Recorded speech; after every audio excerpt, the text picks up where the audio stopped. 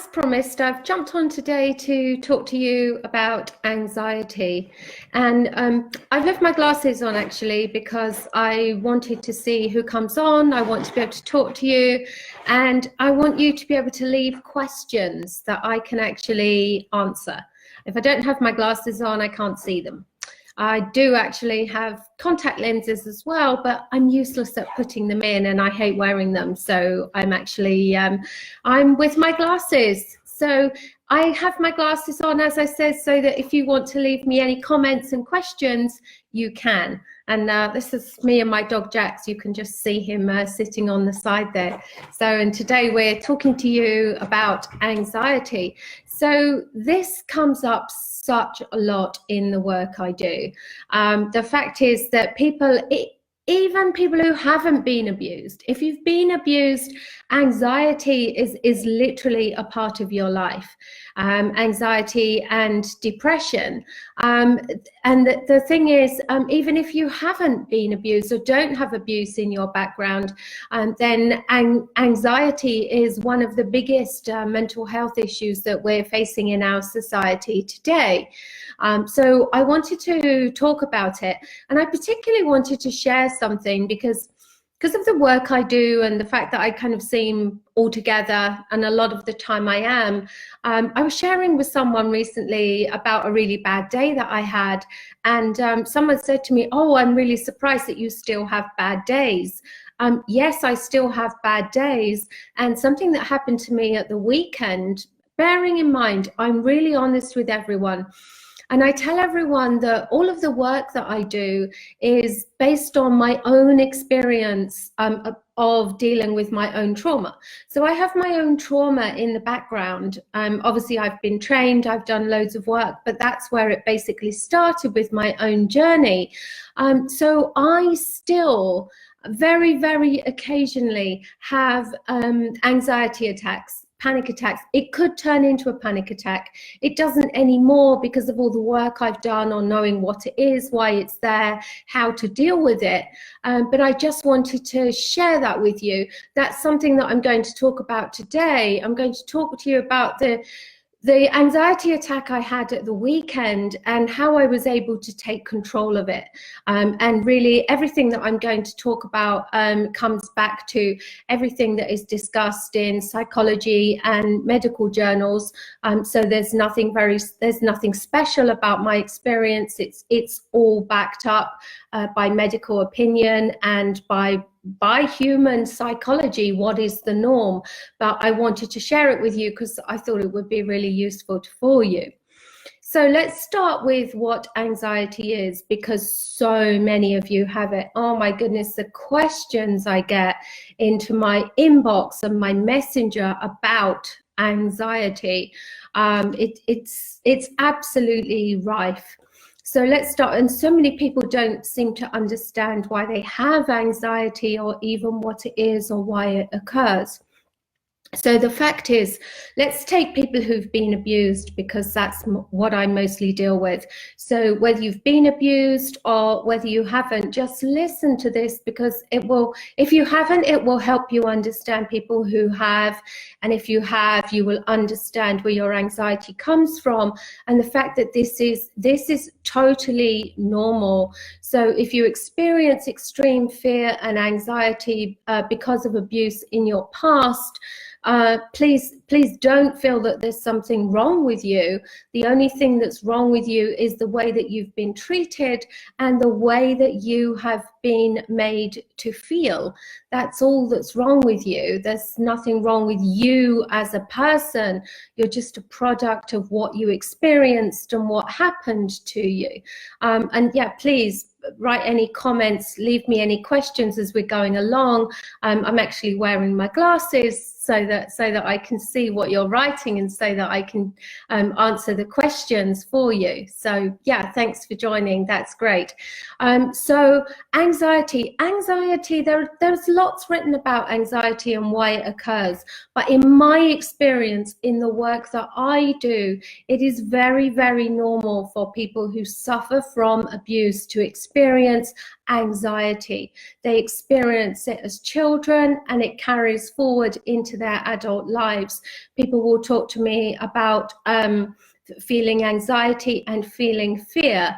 And when you think about this, it's perfectly rational that this would happen, because what happens if you're abused as a child, what you're basically taught is that you have no choice.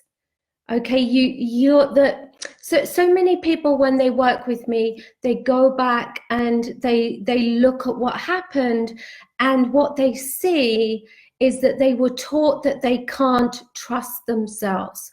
Now that's as a minimum. So imagine, as a child, you're taught that you can't trust yourself. That becomes your blueprint. Everything that is ever said to you is about how useless you are, how bad you are, how you were a mistake, how you can't do this right, how you'll never be this, how this is wrong, this is wrong, this is wrong, this is wrong. And you're literally bombarded with these messages all the time. And it's like the clothes that you wear. It's what you think about yourself. It's who you become. You become someone who knows that they can't be trusted with their own decisions, that what they think and do isn't good enough. So imagine then moving into your adult life, and this is the blueprint that you're wearing. Of course, you're going to be anxious, because what you've learned is that you can't trust yourself. And it doesn't matter what situation you're in. If you're in a personal situation in your relationship, you'll be questioning everything that you're doing. If you have children, you'll be anxious that you're doing the right thing at work and with your friends. And believe me, I totally understand this, because I've been in this situation. I share in my story about how bullying at school made me completely doubt myself. And I've been in this situation in my early 20s, right through to my mid 40s. But it was especially bad for those years between 20 and 30, where I just didn't trust myself, and I had extreme anxiety because I had been taught that I wasn't good enough. And this is where your anxiety comes from. So anxiety is about feeling that you can't do the right thing. Now that's only part of it. Your other anxiety, especially if you have experienced child abuse, will come from your environment, not being able to trust your environment, and also not being able to trust other people. Now, if you imagine being abused as a child, and it is someone around you, most of the time, who is in authority, who should be caring for you, supporting you, loving you, just generally nurturing you and helping you forward with your life. And there's a huge act of betrayal when that person abuses you, whether they abuse you sexually, physically, emotionally, however it happens, there's a huge act of betrayal. And if you can't trust this person, then who can you trust? Who can you trust? This becomes your ongoing, your overriding question. Who can I trust? Who's going to love me? How do I know that what that person's saying right? How do I know that person's motives? How do I know that they have my best interests at heart? You have learned that you cannot trust the people who are supposed to be there for you. And imagine, like, then you have no foundation. So of course you have anxiety around other people. So you have anxiety around yourself. You have anxiety around other people. You also have anxiety around your environment. Imagine if the place that you were abused was your home. Your home, again, is supposed to be a place of safety and security. And what you learn about that is, so an environment that is supposed to be a place of safety and security isn't actually that. This is what you learn. This is your perception. So when you actually move into another environment that someone tells you is a place of safety and security and nurturing, what do you think about that? you don't immediately think, oh, wow, that's great, I'm safe now. What you think is, oh, hang on, what I know about places that I'm told should be safe, secure, and nurturing is that they're actually not. And then you have anxiety about this new environment. It might be a friend's house, it might be your workplace, it might even be your own home. This is something that I regularly see in adults that work with me.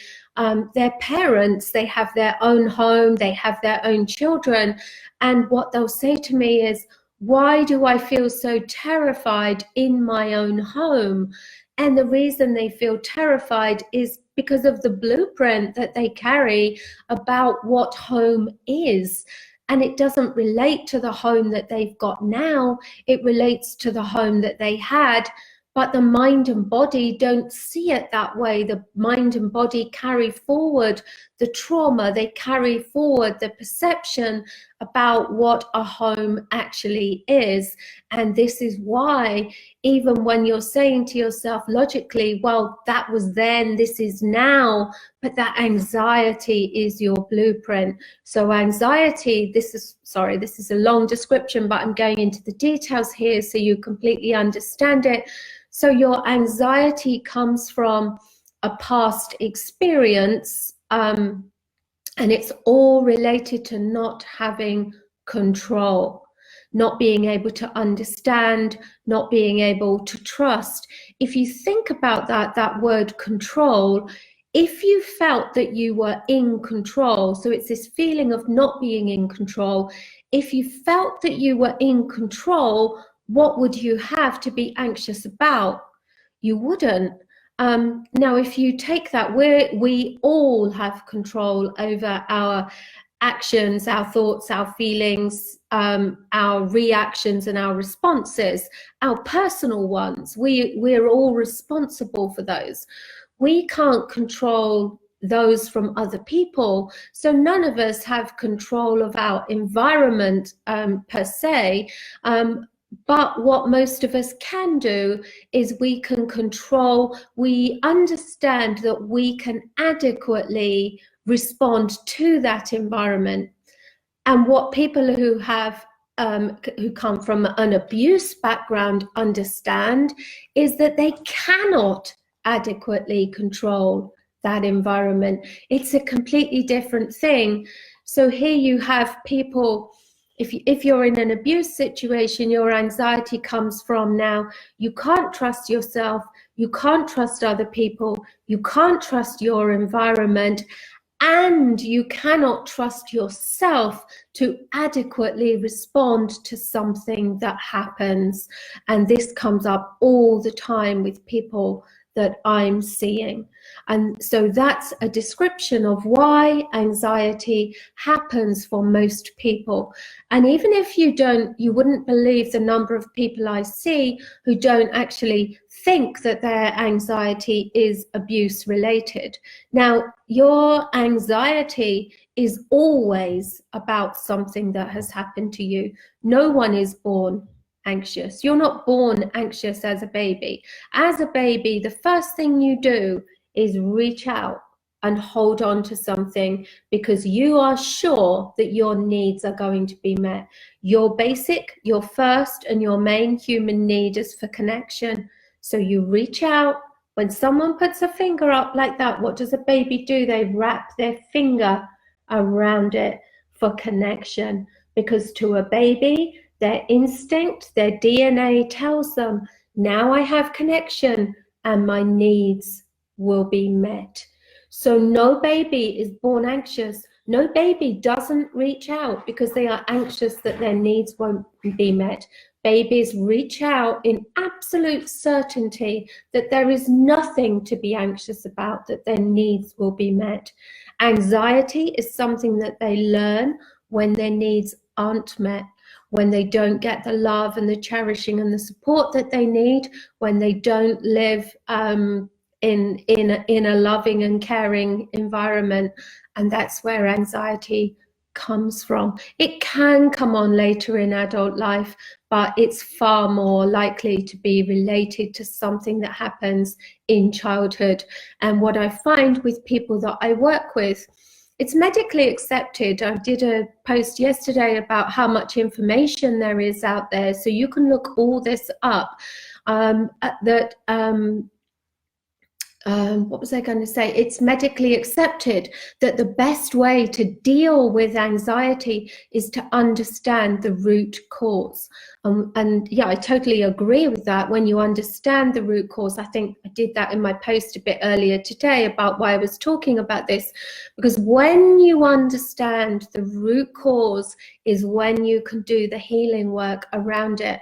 And one of the biggest surprises for people that I work with is when we do the work in hypnosis and we do the regression work and they uncover the root cause. I have never ever worked with a client who is not surprised by what we find. They invariably will say, I didn't know about that. I had no idea that that made me feel that way. Because what they do, they go back and they see themselves and they feel themselves as children, feeling that they have no voice, that they have no control, that they have no choices, and most of all, that everything they are doing is wrong. And this is where this comes from. So this work is invaluable. I totally support this notion that uncovering the root cause is essential. Because sometimes people will be talking to me about the root cause, what they think it is, and invariably we go back and maybe it's a small contributing factor, but normally it's something else. It's something they didn't know about, they weren't aware of, which is why this work is so important. So that's all about uncovering the root cause. Now, what I want to tell you now is about when understanding that you have anxiety, why you have it. Even if you don't know the details, if you can do the work and find the details, that's absolutely amazing. But let me tell you about my experience at the weekend and handling the best ways that I know that I teach of controlling anxiety.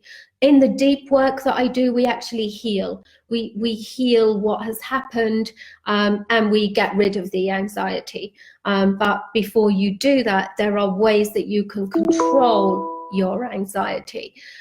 So the way that we do that, I actually teach breathing. Breathing is amazing. Really deep breathing. Not this, I've done this before, but let's go through it again. So this shallow breathing that we all do all the time, that's fine for general life. But if you want to deal with your anxiety, what you should do is really deep breaths that absolutely fill your chest and stomach. So this is where you take a massive breath in and you feel your chest and stomach. And as you do this, you can do it a few times whenever you feel slightly anxious. And what you'll notice is that you can slow your breathing down. And what it does, it actually changes the chemical makeup in your body. What happens when you start to feel afraid is that your amygdala, your fear system, actually takes oxygen to stimulate it. We don't want the amygdala, the fear system, overstimulated. What we want to do is keep the thought processes all rational and logical in the front of the mind here. In the frontal cortex, where your logic and all your planning and your thinking are done. We want to, and when the amygdala takes oxygen, it takes it from this part. So the amygdala becomes overstimulated, this becomes understimulated, and it's harder for you to get a balance. So as soon as you start to feel fear, or even before you do, just as part of your breathing process, maybe every hour, you can do these exercises where you breathe in really deeply. Now, for a while, I was doing 4 in, hold it for 4, 4 out, and hold it for 4. And I've changed that recently. And one that I really love now is rather than breathing in for 8 And this ensures that you take really, really deep, slow breaths, and that when you would be holding, you are still breathing in. And this absolutely ensures that you fill your chest and your stomach, and you get the change in this chemical composition that you need. So if you want to try that and just see how that makes you feel. And then on the out breath, again, I breathe out slowly for 4 and hold it for 4. And you can do this about 3 times. And what you should do is just find that that absolutely calms you and you feel different. Even if you weren't in a fear state or going into a panic state or feeling any anxiety at all, you will find that this changes the chemical composition and you feel more relaxed. I love this breathing technique. So let me tell you, now that I've told you about the breathing, and I'll go through the other things as I go through my experience at the weekend. So what happened was, I was out at the weekend in a supermarket. I have not had an anxiety or a panic attack for a long, long time, not since I did the really, really deep work to overcome this for myself. And this was really strange for me because I was in a supermarket. I had no idea this was going to happen. I had no forewarning. It came out of nowhere. But I saw something. I saw a garden implement, and all of a sudden it reminded me, don't ask me, this is just how the mind works. It's not always helpful, okay? It reminded me, I had a sudden flashback. It was an implement that I used to use in a garden of a house that I didn't like living in. And because I didn't like living there, I always had this feeling that I was trapped. So this is what you have to understand. To feel trapped, you don't have to be in a cupboard or a small room or a small space. You can feel trapped in your life. You can feel trapped by the people around you, by the choices you've made, by your environment. And I just happened to see this garden implement, and within a split second, I had this flashback to this garden, and I just was flooded, absolutely flooded out of nowhere. This happened so fast. I was flooded with this fear, this absolute fear of being trapped. Now, because I've done all this work, what I was able to do, the second I felt this coming on, and it was as if it was in slow motion, because inside I felt absolute terror, and I felt my insides racing and shaking, and this could have been really bad.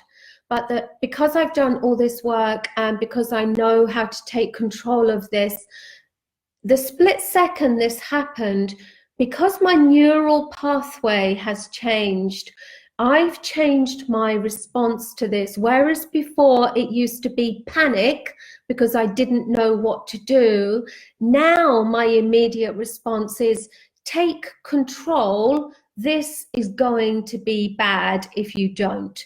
That's literally my thought pathway where I've got to.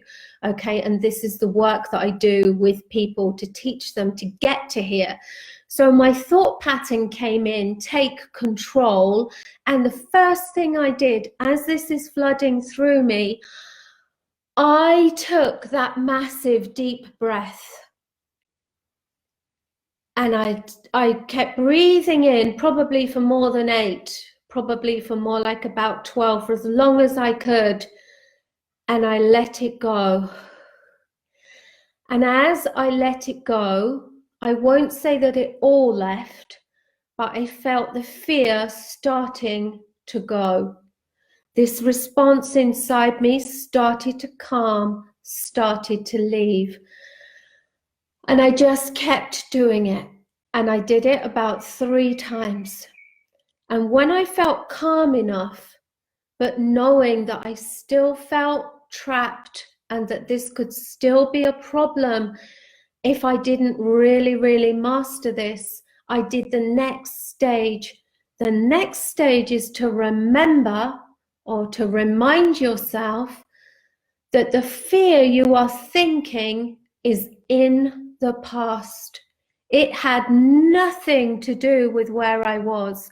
I was in a supermarket looking at a gardening implement, and I was able to tell myself after I'd done this breathing, this has nothing to do with my present. And this is the important thing about anxiety. Anxiety is of the moment, and most of the time, what you fear is in the past. It's a learned response to your past.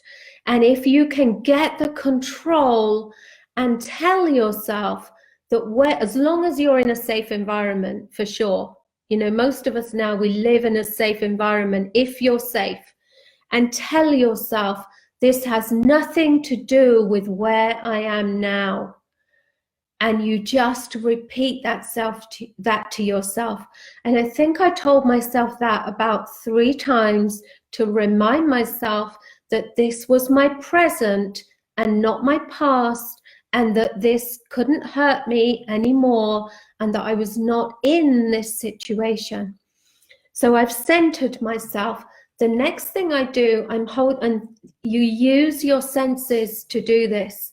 So you use your thoughts, you use your breathing and your thoughts to take control, and then you use your senses to center yourself again. So I'm holding my trolley, and now that I've got control, but it's still there. This could still be a problem. So I use all of my senses. And the first thing I did was to bring myself really into my present. So I've got the thought, I'm in the present. There's nothing to worry about, nothing to fear. What can I feel? I can feel my trolley. Okay, I'm holding on to the trolley. I can feel the floor. I can feel my coat.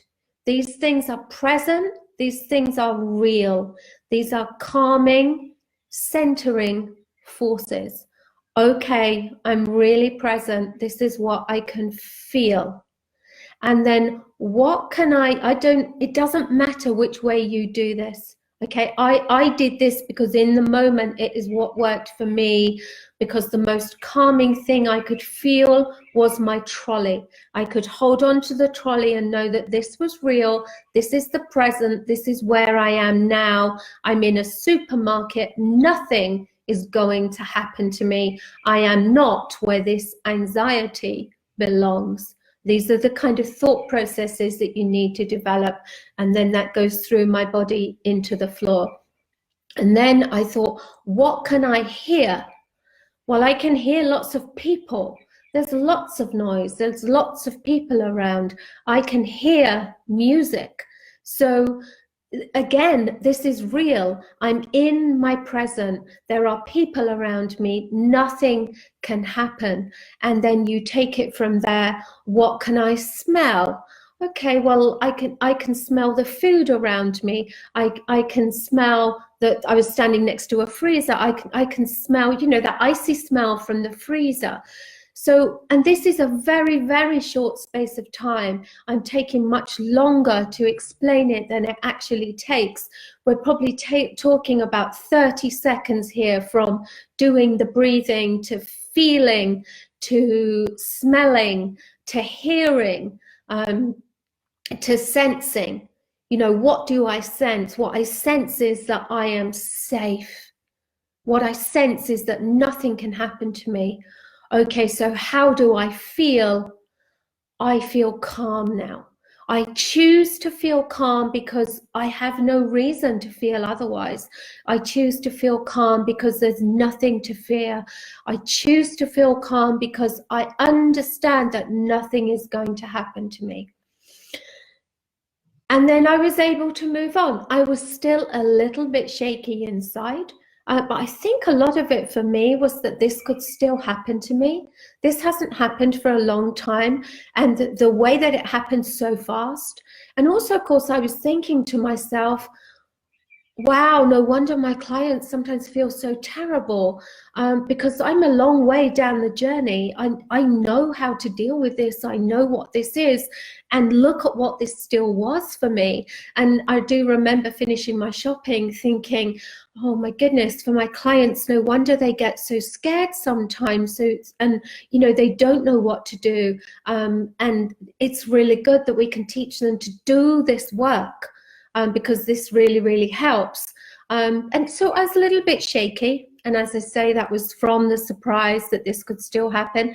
And I must have still looked a little bit off as well, because I thought I'd really got control of it. But when I got back to the car, my husband immediately said to me, "Are you okay? What happened?" So I obviously looked a little bit off as well. And I was able to explain to him, tell him what happened, but also to be able to tell him how I now had control over this, and that I know what to do. So I really, really hope that everything I've shared with you there about anxiety is really useful to you. It, I make myself very vulnerable, very real. I let you know I'm a person. I've been through my own traumas. I've done this journey. I'm still doing this journey. This stuff still affects me. I still have bad days. And I think sometimes it's good for me to be reminded. It's good for me to be reminded what this is like, and also what it is like to have to suddenly respond in an emergency type way to bring something under control for myself. And I just hope in sharing that I can help you do the same, and that this is so helpful to you in understanding what your anxiety is, why you've got it, and ways that you can take control of it. I can share so much more about the work that I do in helping clients heal from this. You don't have to live with your anxiety. I absolutely can and do the work with people to help them overcome their anxiety. You can see I've done it for myself. My anxiety, I wouldn't even say it used to be a daily thing. It was a minute, a second. It was the essence of who I was, this extreme anxiety. We can do the work, we can overcome it, and with RTT we can do it very fast. So if that interests you, get in touch with me. Otherwise, please take my free information, use it, ask me questions, contact me, and I really hope it helps you to move on from where you are today in some way.